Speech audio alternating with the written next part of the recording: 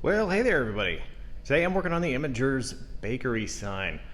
I am going to attempt to see if I can figure out what's going on with this bit of a rat's nest of wire tangled coming out of there. I'm going to see if the fluorescent ballast still works. I do have a bulb that was in here that was unbroken. And I'm gonna see if I can get these, see if these transformers actually throw out any voltage for me.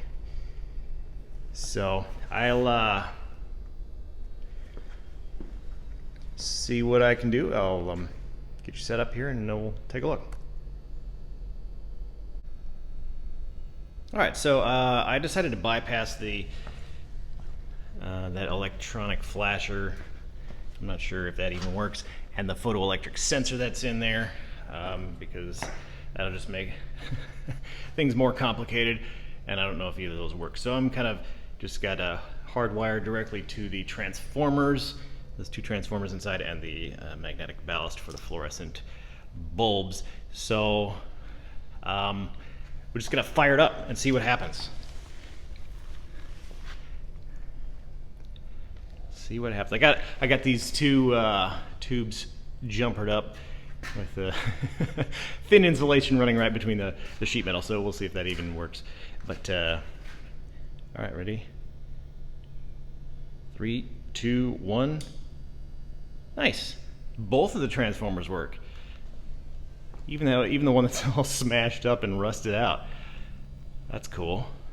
I don't know what the story is on this fluorescent.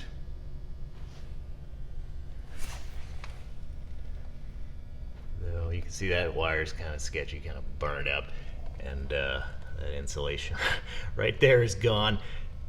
So I don't really know too much about fluorescent ballast, and you know, maybe it needs 2 bulbs to complete the circuit. I'm not sure. I don't really know. And that ballast might be bad. It's all rusty at the bottom. So, well, it needs a full rewiring anyway. So, but at least we kind of know what's going on inside. So just kind of a quick test video testing video to see what we got inside. All right, well, thanks for joining me. Stay tuned for future updates and more neon related videos, and we'll see you next time.